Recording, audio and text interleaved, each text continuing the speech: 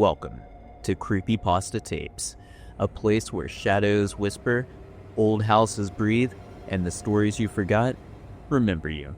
Each tape we unseal holds a secret, a fragment of dread buried just below the surface. Some tales begin with a scream, others with a whisper. Tonight's story is one of those whispers, a child, an imaginary friend, and a warning no one should have ignored. So dim the lights and listen closely. This is My Son's Imaginary Friend Knew Things He Shouldn't. Now I Think He Was Never Imaginary. Chapter 1. The Friend Nobody Sees. They say imaginary friends are harmless, but Caleb's knew how people would die. It started so small, just a whisper at dinner, an extra chair at the table, and a name spoken too casually to be invented. I thought it was cute at first, an only child, smart, quiet, full of imagination. Kids invent things to cope, new places, new routines, empty spaces in the house. I told myself that's all Mr. Maps was, just a coping mechanism with a silly name, but sometimes I wonder if something else was playing along too and watching us from the very start. It began with harmless things. Caleb would ask for an extra napkin at dinner. "Mr. Maps gets messy," he'd say. Or he'd open the front door slowly, nod to the empty air, and whisper, "It's okay, you can come in now." We laughed. We set out the extra plates. We humored the stories. That's what you do when you think it's pretend. The night, everything shifted. I was tucking him in. His room was dark, except for that soft blue nightlight he loved. It made his shadows stretch long across the walls. Caleb looked up at me, his voice low, calm. "Daddy, Mr. Map says not to drive to work tomorrow. He says there's going to be a big crash." I blinked. There wasn't a hint of mischief in his eyes. No grin, no playfulness, just stillness. I gave a short laugh, probably more of discomfort than amusement, kissed him, good night, and left the room. Just a story, a weird bedtime delay tactic, right? The next morning, I stepped out the front door, keys in hand, coffee still too hot to drink, and that's when I saw it. Front left tire, flat, dead flat. I murmured a curse, kicked the gravel, called in late, and set up a tow. I figured I'd try to salvage the morning. I flipped on the TV in the living room, waiting, and there it was. 12-car pileup on my exact route, at my exact usual time. 6 dead. The camera panned slowly across a sea of twisted steel and smoke. The reporter's voice, flat and clinical, over the footage. I didn't move. My coffee set, untouched, on the table, cooling like the blood in my veins. I thought of Caleb's voice, the way he looked at the wall when he said it, not at me, not through me, at something I couldn't see. I didn't tell my wife. Maybe I didn't want to believe it. Maybe I didn't want to say it out loud. But that day, something shifted in me. I started watching Caleb differently. I started listening more carefully. That was the first time I listened to Mr. Maps, but it wouldn't be the last. Chapter 2. Little Warnings. Mr. Maps wasn't just guessing. He was always right. I kept telling myself it was a coincidence, a child's wild imagination, mixed with a lucky guess and some subtle adult eavesdropping. Kids are like sponges. They see more than you think, hear more than we notice. That's what I told myself anyway. But the more Caleb spoke, the more those little warnings started to feel too specific, too accurate. The next one came a few days later. We were in the living room. My wife had just stepped out for groceries, and I was flipping through the mail. Caleb looked up from his coloring book, crayon still in hand, and said, "Mr. Map says the neighbors are moving soon." I blinked. "The Johnsons?" He nodded without looking at me, dragging green across the page in slow, even lines. "They don't like the noise upstairs anymore." I didn't know what to say. The Johnsons had just remodeled their kitchen. I didn't know what to say. The Johnsons had just remodeled their kitchen. Brand new sidings, new deck. They had even hosted a block cookout last month. Why would they move? I brushed it off. Kids say things. repeating stuff they overhear. Maybe he heard them talking in the yard. Maybe they joked about moving and he ran with it. But 3 weeks later, they were gone. Overnight. The house was dark, and when I drove past that morning, no lights, no curtains, just a for sale sign staked in the lawn. No goodbye, no explanation, no car in the driveway, gone. And then, Pickles. Our cat had always been healthy. Lazy, sure. She was 11. But she ate well, napped in the sunbeams, did cat things. One evening, as we were tucking Caleb in, he looked up and whispered, "Mr. Mapp says Pickles is sick." I glanced at my wife. She frowned, but said nothing. Pickles was curled up at the foot of the bed, perfectly still, breathing slow, peaceful. The next morning, she didn't come when I opened the door, didn't twitch her ears when I shook the treat bag. By afternoon, she was under the bed, breathing shallow, glassy eyes. The vet said it was sudden, fast-acting kidney failure. Nothing we could have done. We put her down that night. I stood outside afterward, hands in my pockets, watching the last light fade behind the trees, and for the first time, I didn't feel alone in the yard. Something about the shadows felt thicker, like they were watching me back. Still, I tried to be rational. I needed to believe there was a reason. Caleb could have picked up on subtle signs. Maybe the way Pickles was moving. Maybe something in Johnson's behavior. Kids are observant. Maybe too observant. That's what I kept repeating to myself. But it didn't explain why Caleb had started to look different. Quieter. Heavier. And then Caleb changed. And so did the air in the house. Chapter 3. The whispering begins. He stopped playing outside. He started whispering. To the walls. At first, I thought it was just fear. Kids go through phases, some stranger than others, but this felt different, like something had taken root in him, and he was listening to it more than he was listening to us. It wasn't just fear, it was something closer to devotion, as if Caleb wasn't entirely alone in his own mind anymore. It happened slowly. At first, he stood, asking to go outside, then he stopped wanting to go. We'd suggest the park. He'd shake his head, offer to play catch in the yard. He'd mumble something and turn away. He spent most of his time in his room, setting, drawing, whispering. I started to notice the whispering, low, steady, like he was telling something secret, except no one else was there. Sometimes he'd crouch behind the couch and whisper into the corner, soft, careful, like he was afraid of being overheard. Sometimes I'd catch him staring at the ceiling, unmoving, lips barely moving. I asked him once, "Who are you talking to, buddy?" He blinked, looked up at me like I'd interrupted a prayer, then just said, "Mr. Maps." No hesitation, no playfulness, like it should have been obvious. The night terrors started, not too long after that. He'd wake up screaming, eyes wide, body frozen, soaked in sweat. But when I rushed to him, he wouldn't remember what it was, just that it was dark and loud and watching. One night, around 2 a.m., I woke up to a sound in the hallway. Not a bang or a thud, just a presence. That silence that feels too heavy to be empty. I got up, heart in my throat, and opened the door. Caleb was standing in the hallway, back to me, completely still, facing the wall. "Hey, buddy," I whispered. He didn't move. I stepped closer, trying to keep my voice calm. "What are you doing?" He turned slowly. His eyes were wide, glossy, not quite awake, and then he said, in the quietest voice I'd ever heard him use, "Mr. Mapp says you shouldn't go in the basement anymore." I froze. The hallway suddenly felt colder, smaller. I hadn't mentioned the basement in weeks. We only used it for storage, mostly my dad's old things, furniture, tools, boxes of books I hadn't opened since he passed. But Caleb wouldn't know that. He'd never seen what was down there. I crouched beside him. "Why not?" I asked, carefully. He didn't blink. "He doesn't like what's down there," Caleb whispered. "Says it smells wrong." He went back to bed after that, like nothing happened, but I didn't sleep, not really. I just lay there, staring at the ceiling and thinking about the basement. I went down there. I shouldn't have. Chapter 4. What's buried below. The smell hit me before I reached the bottom step. Some places, you don't clean with bleach, you burn them, and even then, the stain clings to the air, to the walls, to you. I used to think the basement was just a room. Now I know it was something else entirely. Something waiting.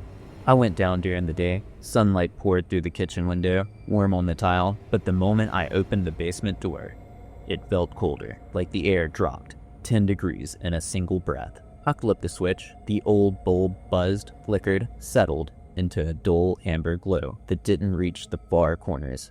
The steps creaked under my feet. Each one felt softer than the last, like the wood was absorbing sound. At first, it was just musty. The smell of dust and time, old furniture, cardboard boxes, my dad's ancient benchwork against the far wall. But as I reached the bottom, the smell changed. Rot. Heavy. Wet. Like spoiled meat wrapped in something sour. I covered my mouth with my sleeve, tried to breathe through my nose, but it didn't help. It wasn't just in the air, it was in the walls, in the floor. I checked the storage boxes, nothing unusual. No leaks, no mold, no dead animals, but the smell was stronger near the water heater, almost metallic. I moved a few stacked crates, pushed aside an old tarp, and that's when I saw it. The concrete was wrong, discolored, cracked. A wide, uneven circle, maybe 4 feet across, like something had been burned into the floor and then filled in poorly.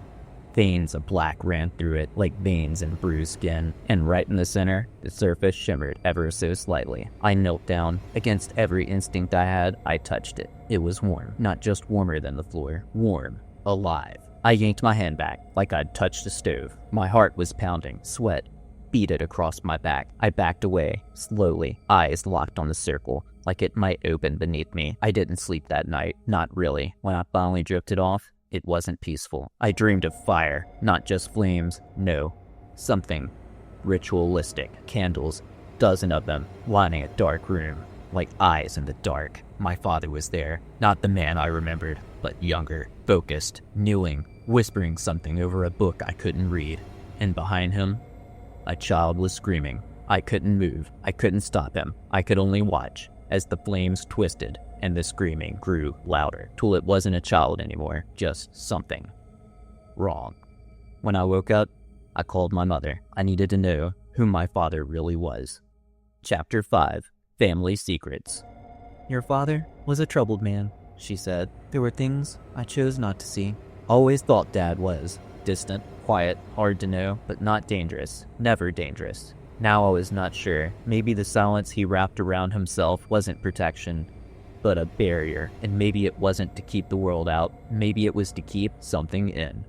I called my mother the morning after the dream. I didn't even say hello, just bursted it out, still shaking from the nightmare. Did Dad ever mess with anything? Cult stuff? Rituals? Symbols? Anything like that?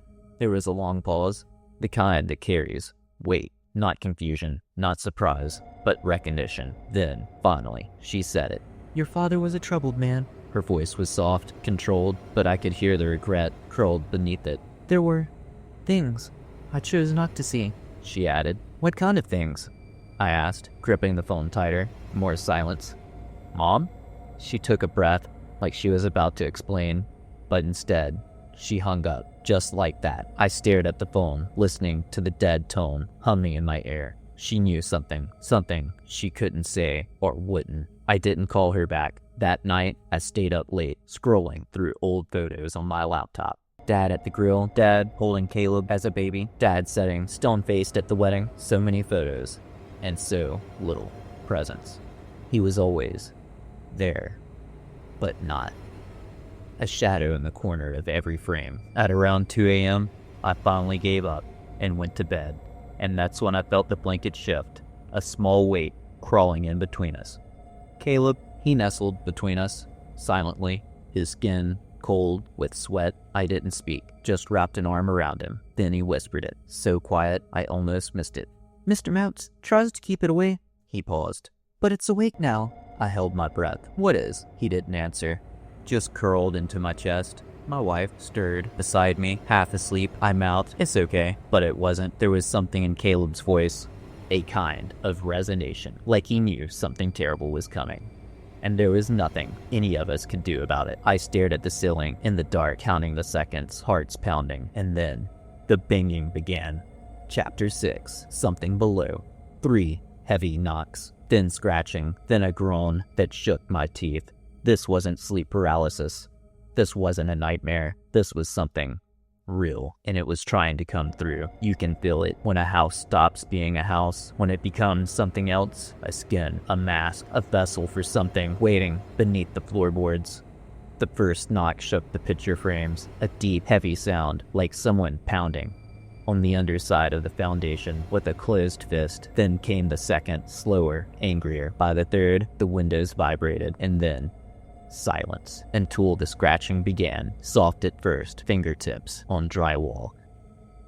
Then sharper, like nails, claws, teeth, and then a groan. Not from a human throat, not from any animal I'd ever heard. It was low, deep, and it vibrated through the floor, up my legs, into my bones. I grabbed the bat. I kept it under the bed. My wife sat up, eyes wide. "What is that?" she whispered. I didn't answer. Already knew where it was coming from. I crept through the hallway, every board under my feet cracking louder than it should have. The scratching had stopped, but the pressure in the air was worse, like the house itself was holding its breath. When I reached the basement door, the knob was cold, too cold. I opened it. Slowly, the smell hit me again, stronger now, like something dead had been soaking in the dark for years. I stepped down, each stair groaned under my weight, but I couldn't stop. The air was thick, hard to breathe, like syrup. The buzzing bulb overhead flickered. Once, twice, then steadied. I scanned the room. Bat raised, nothing. Boxes, dust, silence. But the smell, it was all coming from behind the water heater. My eyes locked onto the circle, that cracked, discolored pattern in the floor I had found days ago. It was different now, slick, wet looking, like something had risen in the surface from underneath. I stepped closer, heart hammering in my ears, and then it cracked, just once, a sound like bone splitting under pressure. The floor moved, only for a second, but I saw it, something wet, black, fast. It slithered through the crack and disappeared into the shadows behind the furnace. I didn't wait to see where it went, didn't call out, didn't investigate. I ran up the stairs, 2 at a time, slammed the door, locked it. My hands were shaking so hard, I almost dropped the bat. My wife met me in the hallway, holding Caleb. They didn't ask, they didn't have to. I looked at both of them and said only one thing. "We're leaving. Tonight." We didn't stay to see what else came out. Chapter 7. We left everything. We left in the middle of the night. Didn't even take our photos. Some houses aren't haunted. They're doorways, thin places where something waits just beneath the floorboards, watching, listening, whispering. We never looked back, because looking back means it might see you again. We packed what we could in under an hour. A few bags, clothes, Caleb's stuffed rabbit, no furniture, no dishes, not even the wedding album. The sun hadn't risen yet. We didn't talk much, didn't have to. There's a kind of silence that only happens when everyone in the room is thinking the same thing, but no one wants to say it aloud. That silence follows us out the door, down the street, onto the highway. I didn't stop driving for 3 hours. Eventually, we found a motel just outside a small town. 2 beds, stained carpet, weak water pressure, but no scratching, no groaning, no smell. It was heaven. For a little while, we stayed there for 4 days before finding a rental house on the edge of town. Nothing fancy, just clean, bright, safe. At least that's what we told ourselves. Caleb didn't mention Mr. Maps again. Not once. He started playing outside again, drawing dinosaurs and dragons instead of spirals and black holes. He even laughed once. Really laughed. And for a moment, we believed, maybe, just maybe, it was over. But the thing about evil is, it doesn't always stay in one place. Sometimes it follows you. Sometimes it waits. It started with little things, cold spots in the corners of the room that sunlight's never touched, whispers I couldn't quite hear, but somehow knew weren't in my head, shadows that stretched too far, that seemed to linger just a moment too long after the lights came on. I told myself it was just trauma, residual fear, an overactive imagination that hadn't cooled yet. But then I heard Caleb whispering again. Late one night, I passed by his room. The door was cracked slightly, light from the hallway spilling in. I paused. He was sitting on the floor, cross-legged, staring at the far wall. His lips were moving. I leaned in, heart tight in my chest, and then I heard it. The quiet man, a name I'd never heard before. His voice was calm, like he wasn't afraid, like he trusted it. Caleb doesn't talk to Mr. Maps anymore. Now, he whispers to someone else. He calls him the Quiet Man. Chapter 8. What did you do? Daddy, what did you do to make Mr. Maps so angry? There are questions no parent ever wants to hear. And worse, there are some you can't answer. Not because you didn't want to, but because some part of you already knows the truth. You just didn't want to say it out loud. The new house never felt like ours. We painted the walls, hung curtains, tried to fill it in with laughter, but something in the corners stayed dark. No matter how many lights we turned on, Caleb had mostly gone quiet again. Not in a fearful way, but like he was keeping secrets. He'd play in his room alone, set in the hallway when no one was there. Sometimes I'd hear him whispering to the floorboards, his breath barely audible beneath the hum of the refrigerator or the rustle of tree branches outside. At first, I pretended not to notice. I wanted to believe it was over, that we had escaped, that the thing from the basement had stayed behind, but I felt it, in the chill that lingered, even when the heat kicked in the hallway mirror, where sometimes, just for a moment, I thought I saw something move behind me. One night, I stood at Caleb's door for nearly 10 minutes. He was whispering again, this time in a different voice, quieter, more deliberate, and whoever or whatever he was talking to, he wasn't afraid of it. I walked away. I didn't open the door, and I hated myself for that. A week later, I found him drawing again. That picture was of a man, tall, thin, no eyes, just long arms stretching into the dark. I asked who it was. Caleb smiled. Just a little. That's the quiet man, he said. He watches now, since Mr. Maps left. My mouth went dry. Left? He tried to stop it, Caleb said, matter of fact. but he couldn't. That night, I lay awake in my bed, staring at the ceiling, thinking about the circle in the basement, about my father, about what might have happened in the house before we moved in, or worse, because of us. And that's when Caleb came into our room. He climbed into the bed between us, like he used to when he was scared. But he wasn't trembling, he wasn't crying. He just looked at me and asked softly, Daddy, what did you do to make Mr. Maps so angry? I didn't answer because I didn't know, but something tells me it started long before Caleb, long before me. Maybe Mr. Maps was never imaginary. Maybe he was a guard or a warning, and maybe what he tried to hold back is already here, because the shadows in the house, they don't stay in the corners anymore. They move, they listen, and now they wait. If you're still listening, then maybe you heard it too. The knock, the whisper, the name you're never supposed to say out loud. Subscribe before it follows you home, and leave a comment below if you ever met someone you couldn't prove was real. Thanks for listening to Creepypasta Tapes. New episodes drop every Monday, with bonus shorts and teasers throughout the week. If you enjoy tonight's story, share it with someone who leaves the lights on. And remember to follow us wherever you get your podcast. And never miss what's hiding in the dark. Until next time, stay curious, stay quiet, and whatever you do, don't ask what's in the basement.